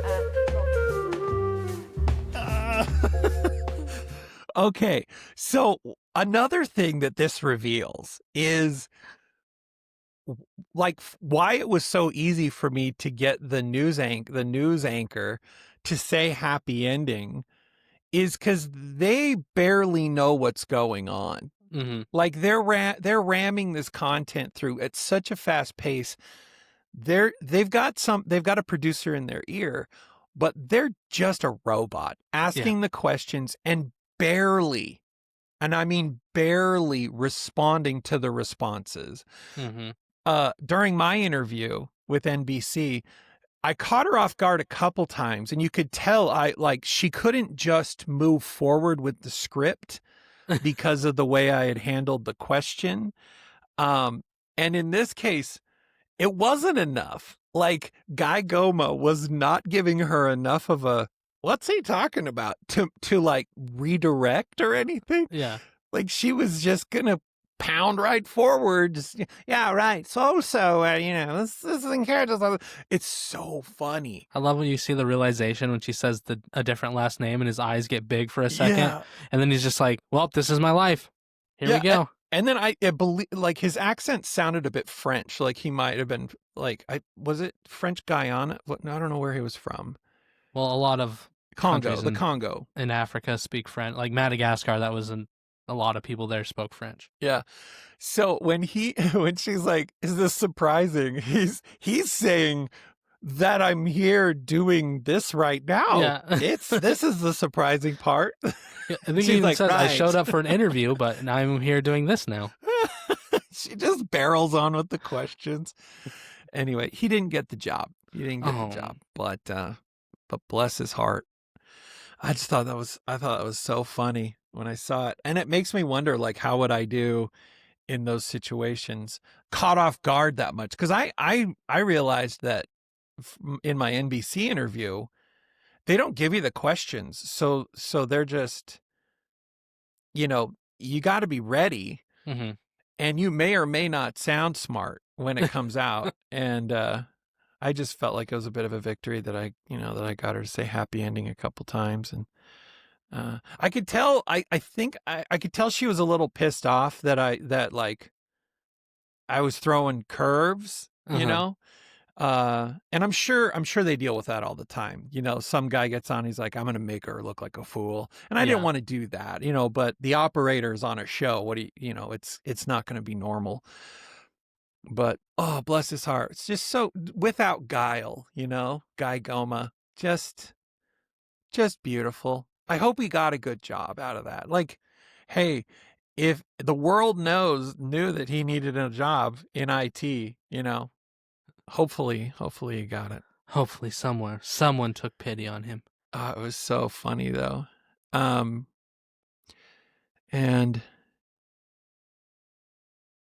did somebody have? Someone shared the link of your interview. Oh, really? Yeah, it's on the Facebooks. Okay, hold on. Let me grab it really quick. See if I can. Okay. I don't think you're going to be able to hear it, though. I'll read this while you're doing. Okay, you Apex read. Erica found out about Guy Goma. Now works for a charity supporting people with learning disabilities and is a computer technician.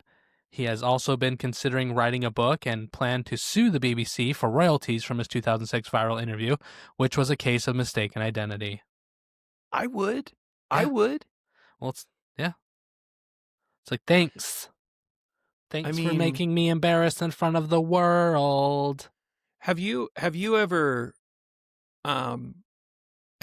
embellished your resume to try to get a job?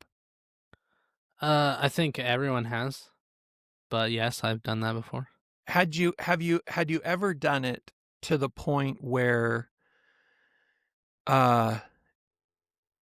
it really jeopardized your interview? Like when you were in the interview, they're like, "Oh, yeah, you don't really." No, I haven't Get done it. that. Like, most of my embellishment was just like putting in stuff just to fill out the resume. If that makes sense. Oh, okay. Like, it's just more like filler instead of like, I didn't say like I know someone, I'm not going to say their name. But they put that they had a master's degree. Well, they said they were close to getting their master's degree is what they put, that they were really close. They didn't even have a bachelor's degree at the time. They were actually working on their associate's degree that they never finished. Oh, really? And they put that they were close to getting their, like, the way they made it sound, it was like, oh, within a couple months, I will have my master's degree. 12 years later, they still have the job. Well, So it worked. Another guy worked with his wife, worked for the school district, Washington County School District in southern Utah. And one day he comes in and goes, hey, just found out my wife's boss lied on her resume. And she said she had she had 2 bachelor's degrees and a master's degree. She had 1 bachelor's degree, but by the time they found out, she was tenured. So she said she had a whole bachelor's degree she didn't have and a master's degree she didn't have. They just found a guy. I'm trying to pull it up really quick. I'm not going to be able to pull it up fast enough. They just found a guy where it wasn't like even one thing. There was a head of a school district. I want to say the head of a school district. Yeah. Had like $325,000 salary. Mm-hmm. Wasn't a U.S. citizen. Had a fake passport. Had a fake social security number. Had a fake driver's license. There were also some other things. I want to say there was some kind of, I don't hold me to this, but I think there was a trafficking element to his story as well. And then superintendent. Yeah, it was a superintendent. And yeah, he totally duped Here's the thing. When it comes to that, I suspect a lot of people. I don't think that this guy just duped everybody. I think there were certain people that were like, somebody like him should be able to get a job. You know, I don't care. Like, we're kind of in that right now. You know, we've got No Kings marches, we've got ICE raids and all that. And so there are a lot of people that are like, I don't care if they're illegal immigrants living here and getting jobs. They don't take the jobs we want anyway. You know, so there's that view. And so I could see somebody being in authority that got him this job, where it was like, why shouldn't he be able to? Yeah. You know, he's qualified and all these things, but then not qualified at all, all fake. But because they sidestepped the normal rigor that would go into it, it becomes a total news story. Here's a life hack for you younger people. Probably doesn't count anymore because that whole organization went down in flames. But I had a guy who said, I put that I'm an Eagle Scout on every resume I've ever turned in. And he's like, and I was never even in Scouts. He's like, who's checking that? Who is calling the Boy Scouts of America and going, hello, is so-and-so really an Eagle Scout? Can you please check their records and make sure that this is true? And he's like, nobody checks that. Nobody's like, they barely even check that. they barely even check that you have the degree you get. And half the time they don't even do that. Yeah. Yeah. No, for sure. And well, especially with something like, I don't even know who you would call for, like to verify someone's scouting participation. Yeah. I wonder if that's a verifiable thing. Like, I don't really know whether that would even work. I can't get the Facebook download video. Let me just see if I've got it on my computer still. Operator NBC. I might disappoint a lot of people here because I'm sure there's so many people that care. Yeah. Oh, here. Oh, that's the thumbnail. Where is it though? Let's see. Oh, I got it. Here we go. Get your popcorns out, people. I'm gonna need 1 second though to upload it, to bring it in here. So, we need something else to talk about. Luther said, being a Freemason, if they ask me to do some little handshake leaves, I can do those, and I'm not a Freemason. Being a Freemason is not easy, and I'm speaking out of turn because I am not one. But I highly respect the people that There's a lot goes into do it. It's for sure. It's not easy. One old man that I ran into one time, he summed it up as like ultra Bible study for adults, and it's a lot more, so much more than that, and everything. But okay. Luther said it in the back. I didn't know if Luther's one. So I think that's awesome. The first fraternity, yes, yeah.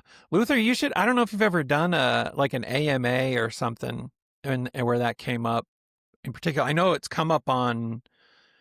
I believe it came up on the Plus episode of your show that you and I did, like bonus content. But I don't know if it's come up publicly or whether or not I'm outing you now. So, I was gonna ask you something, Chase. So I was confused by all the headlines with Oregon. Has the National Guard showed up in Oregon yet, or are they? I'm out in the middle of frickin' nowhere. Like, I live out in the absolute middle of nowhere. You're not near Portland? No. Portland's like, I gotta drive an hour inland and then an like hour and a half north just to even sniff the edges of Portland. Okay. Brooke says the National Guard did not come. She lives up in that area. Okay. Looks like, so they didn't come because Trump tried to, and then it was shut down by a judge. And then, but over the weekend, I believe, or on Friday, that was overturned. So now they're coming. So, and I will be far enough away that it will not. Well, actually, take that back. A bunch of really old white people will protest in town. Yeah. It happened the other day, the No Kings thing, and I was just looking. I'm just like, there was like, I literally saw 3 people who were under the age of probably 70, and maybe one person who was not lily white. Yeah. And I'm just like, wow, very, very. You got a lot of you're hitting all the little marks there, guys. And I have to say, like, I've got a lot of opinions, but I'm not going to share them here. my thought was always that my thought has always been, a lot of these protests, you're a silly goose if you think that these protests just were organic and boots on the ground effort. They're organized. They're organized. That's not me being a conspiracy theorist or anything. They're organized. And then the other part that I always thought was odd was how many old people show up for them. And I always thought that was odd. And I'm like, maybe I'm a headline head though. Maybe I'm just reading the wrong headlines and it's not that way. And the protests are more of a mixed bag on the ages. However, leading up to the No Kings protests in my town and in Boise, there were people on the corners of bigger streets holding signs and everything, No King signs and make sure you come to the rally, blah, blah, blah. We're at a stoplight at a pretty big intersection, and they're on every single corner. And Bean and I are the only ones in the car. And she's like, what are those people doing? And I was like, oh, well, they're asking people to come to a protest, something that they care a lot about. Mm-hmm. And she's like, why are they all super old? So an 8-year-old picked that out. Yeah. She's like, all of the corners had really old people on them. I thought that was an astute observation by an 8-year-old. Yeah, that's what I'm like confused about. I'm just like, and it's different other places, but here it's just like there was no one under the age of 70 there, not a single person under the age of 70, and I'm just like, well, cool, you guys are doing what you guys are doing, and they were staying out of the streets, so I'm just like, whatever. Thanks for not keeping me from like running my groceries and just trying to live my lives. I'm 100% behind protests when people want to follow the I can't stand it when they get in the way of people who aren't interested in engaging in I can't stand people that stand in the streets.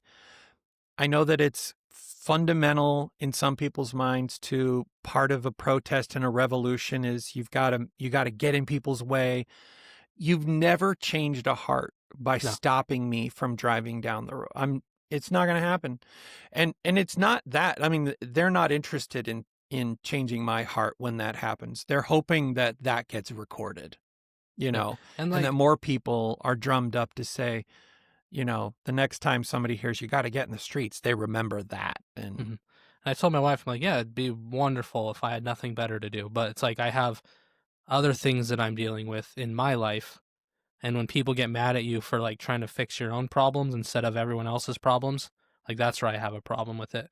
I would love to someday be in a place where I could, go out and tell everyone my opinion on things. But like right now, I'm just trying to make it through my own life without, being, just depressed, anxious. Like I'm just trying to make it through my own life. And maybe someday I'll be in a place where I can try to make, others other than my neighbors. Like that's my thing is make sure your neighbors are good. Like you start next door. Like check on your neighbors, check on your family, say like make sure they're good. And then, build that circle out as you go. Some people, they're in that inner circle where it's just like, yeah, I'm trying to fix these problems with myself, or I'm trying to fix these problems with my family, or I'm trying to fix these problems with my neighbors, and then work your way out. But don't get mad at those people who are just trying to help those in their immediate area. Like, as long as you're helping people, just help people. If compelling others against their will is a foundational element of whatever you're involved in right now, there isn't sustainability in what you're doing. Well, like the other might thing feel is, really good. Might feel really good. And it's like the other thing is like, what do they tell you on every airplane? You got to put your mask on first. Yeah. Otherwise, you can't help other people, or you can only help them for 30 seconds till your air runs out. You can be deceived really easily, though. I think you can, and I mean that across all. If there's a guy that with the Jesus is coming sandwich boards on his shoulders and he goes into traffic, pick him off. As humans, we're not interested in being compelled to see a certain way. Yeah. And if you rejoice in the compulsion of others, because you think someone is hateful or you think someone is evil or whatever the brand you want to put on them, you've lost dialogue and you're diagnosing. You think you're qualified to diagnose rather than discourse. Yeah. And when you start diagnosing as your argument, when you've run out of argument and you're just diagnosing someone else, so that would look like you and I are arguing. I bring up a salient point from my perspective, and then you say, "Oh, you are just you've lost the argument." Try that in a debate, like a professional debate. They would knock you down points or even disqualify you for being like, "Nope, you didn't do it." Well, it's just like to go on, like to your point. It's like if I saw someone carrying a sign and I 100% believed what they were doing, but they were being a jerk or they were, getting in other people's way, making other people's day harder, I would walk right up to them and just like, hey, this isn't how you do it. I agree. Like, I wouldn't even say I agree with you. I just stop being a dick.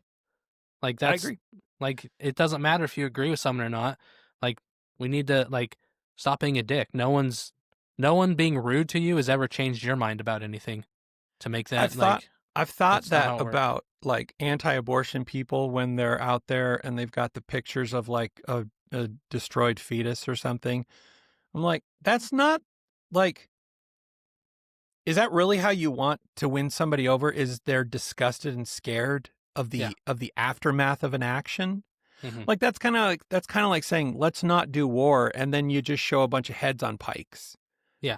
It's like, no, I want you for whatever your ideology is, I want that developed from the ground up, not based on fear or something that's unhealthy. You won't gain that person as a follower or a believer in that ideology for very long if that's the case. It's got to be based on other things. All right, so this finished. So let's watch this. This is the NBC interview, apparently, I think. Is this going to be our happy ending? This will be our happy ending, just so everybody knows. So this took place November 24th, 2020, in my first studio, in my first house where I was podcasting. Here we go.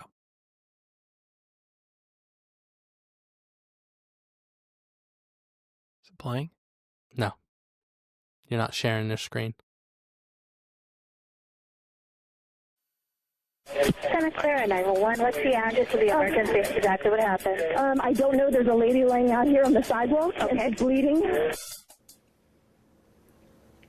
And that was a snippet from the 911 Calls podcast with the operator. Each episode, it actually presents and dissects audio calls from 911 calls made throughout the entire world.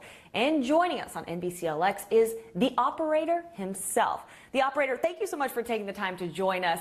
What can listeners expect from this podcast? Well, thank you very much for this award. I think what listeners can expect from this podcast is what we like to call shock and awe. Every episode we have two 911 calls that we dissect, that we dig into, that we tell the backstories for. One is a shock call, one that is kind of maybe a little more intense, and then we always end it with a happy ending, as we like to call it, an adorable call, maybe with the kid calling 911 to save their parents, or, whatever tugs on the heartstrings, really. Sure.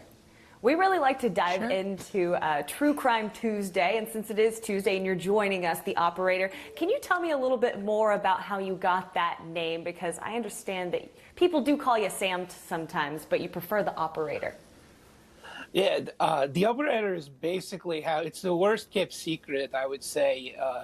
The operator came from another podcast that we had started, where the operator basically just operated the machine that made the podcast, and then we stole a bunch of 911 calls and then started this show, and I named the show myself. I figured, why not self-promote a little, so make it 911 Calls podcast with the operator. So here we are now.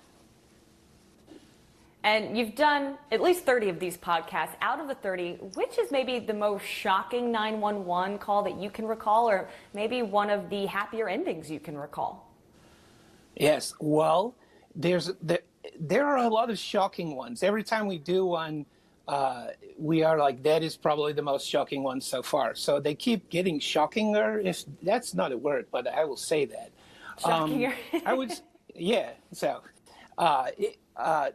there was one where a chimpanzee, which was a celebrity named Travis, attacked a woman and tore her face off. That was a little intense and quite graphic. But not every call is that. We have a drowning special where actually people don't drown and they survive very intense experiences. And some very heartwarming calls where little children who are taught how to use 911 call in to save their parents' lives. In one case, a father was saved by his little daughter who called 911 when he was having a heart attack. So many great calls, some really amazing things, some amazing stories out there. And I think that's the thing that we try to bring to this is everyone has heard a 911 call. But what we do is we take the 911 call and then we add the story behind each one. So. Now, what inspired you to start this podcast? Mainly self-promotion, yes. I would also say that no, I have a partner in true crime named Jack Luna, and he told me one time that he was very uncomfortable with real crime. That he could cover, research all the past crimes, serial killers, all that, but when it came to real stuff, he was always very uncomfortable. And I thought that is our next podcast. Then I will just continuously make you uncomfortable, whilst we entertain with tragic stories. So yeah, that was really the impetus. That's the sign of true friendship there. Now, I am curious, the operator, before we let you go, number one, where can people listen? And number two, what can listeners expect in the future? Yes. Okay. Well, you can go to 1159media.com to get to 911 Calls podcast with the operator or any podcast player that you listen to podcasts on. And then in the future, we have several calls. Something goes crazy down at the Cracker Barrel. We have several incidents where people call in to say that a crime has happened and they're not sure what happened, but then they admit to doing the crime on the call. So just some crazy things. And the nice thing is that society keeps making these calls, so we will just keep making the podcast as we go.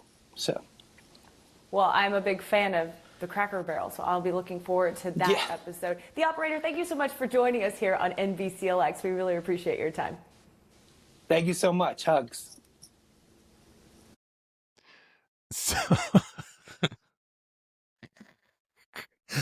So also,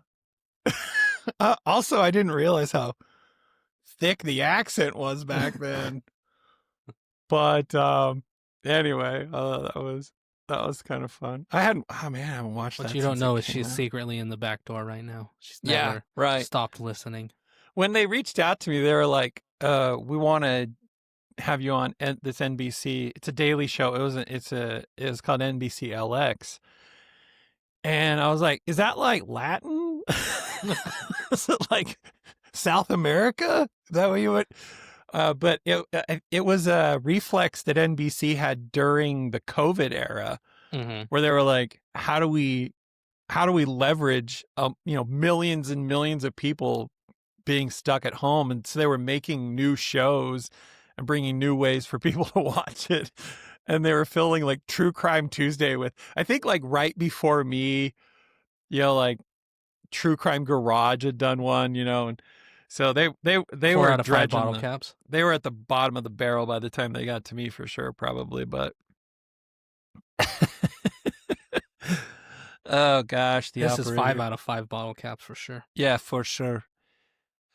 Well, everyone, thanks for being here today to listen to the Neverdaily podcast. I am Sam, and this is Chase. Here, that's me. We always bring you the truth behind everything. Never forget that if someone says to you, hey guy, you are dumb, remember, you're not. That your mom had you as a baby. Maybe she didn't keep you as a baby, but the whole point of that being that if you are here, then you haven't been killed yet.